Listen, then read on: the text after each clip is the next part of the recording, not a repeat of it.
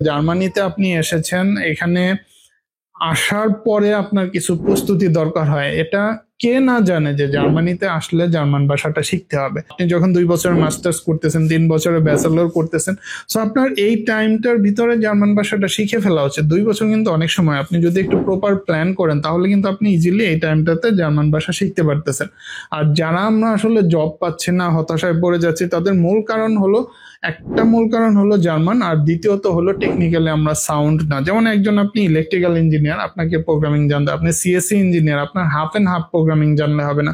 আপনার যে কোনো একটা ল্যাঙ্গুয়েজ, সেটা জাভা হতে পারে, সি হতে পারে, পাইথন হতে পারে, যে কোনো একটা ল্যাঙ্গুয়েজে আপনাকে দক্ষ হতে হবে এবং সেটা দিয়ে আপনি প্রবলেম সলভ করবেন। সো ওই লেভেলের দক্ষতা আমরা অনেক ক্ষেত্রে অর্জন করি না। আমরা হাফ এন্ড হাফ শিখতেছি এবং আমরা জার্মান ভাষায় ফোকাস করি না। এখানে আপনি যে সেক্টরে জব করতে চান সেখানে আসলে ল্যাঙ্গুয়েজ প্রয়োজন হয়। যেমন আমি যদি বাংলাদেশের একটা কোম্পানির কথা চিন্তা করি, যে সেখানে একজন ফরেনার, একজন জার্মান সেখানে জব করে।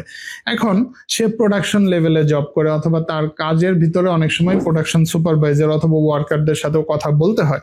সো এখন কি আমি আমার কোম্পানির সবগুলো এমপ্লয়িকে জার্মান শেখাবো, না ওই জার্মানকে আমি বাংলা শিখতে বলবো?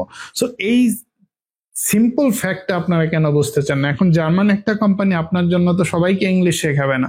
আপনার দায়িত্ব হলো যে এখানে আপনি এসেছেন, এখানে এসে লোকাল ল্যাঙ্গুয়েজটা শিখে ফেলা।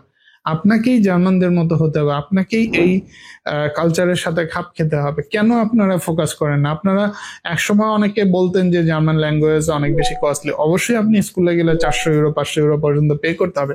আমরা A1 থেকে B1 পর্যন্ত 5টা কোর্স দিয়ে দিয়েছি এবং প্রতিটা কোর্সের দাম 2000 টাকা 2500 টাকা। এটা তো সবার জন্য অ্যাফোর্ডেবল। আপনারা অ্যাটলিস্ট এটাও তো নিয়ে আপনারা জার্মান যাত্রাটা শুরু করতে পারেন। সো এখানে ফ্রাস্ট্রেশনে পড়ার আসলে অনেক কারণই থাকে। অনেক ক্ষেত্রে আমরা নিজেরাই দায়ী এই ফ্রাস্ট্রেশন তৈরি করার জন্য। আমি একটা এনভায়রনমেন্টে আসছি, বাট সেই এনভায়রনমেন্টের সাথে কোপ আপ করার দায়িত্ব আমার।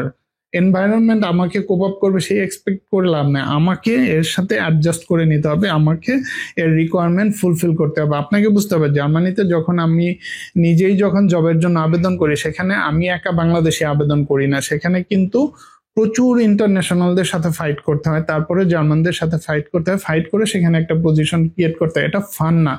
আর একটা ফুল টাইম এমপ্লয়িকে এত বেশি স্যালারি দিতে হয় জার্মানিতে, যে কেউ চায় না যে আপনাকে দিয়ে যদি কাজ না হয়, আপনাকে কেন আমি রিক্রুট করবো? আপনাকে দিয়ে সেই কাজটা হতে হবে। সেই লেভেলের এফোর্ট, সেই লেভেলের স্কিল আপনার ভিতরে থাকতে হবে এবং সেই লেভেলের মোটিভেশন থাকতে হবে। আপনাকে সেখানে প্রুভ করতে হবে। প্রুভ করার জন্য যা দরকার সেটা আপনাকে করতে হবে। সো এই জায়গাগুলোতে আমরা অনেক ক্ষেত্রে বুঝতে চাই না, বিদায়ী আমরা এই ফ্রাস্ট্রেশন, ডিমোটিভেশন, ডিপ্রেশনের ভিতরে চলে যাই। ফলাফল কি হয় সেটা আপনারা অলরেডি অবগত।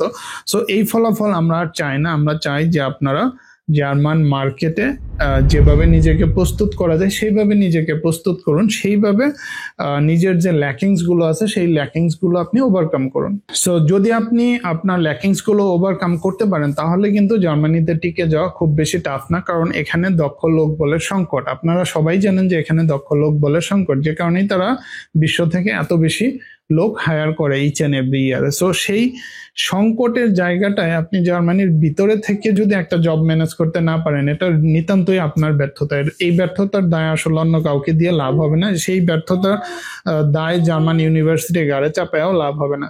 সো ভালো থাকবেন। আশা করি আপনারা বুঝতে পেরেছেন যে আসলে কি বলতে চেয়েছিলাম, এখানে কি বোঝাতে চেয়েছিলাম, অথবা আপনাদের কি প্রয়োজন।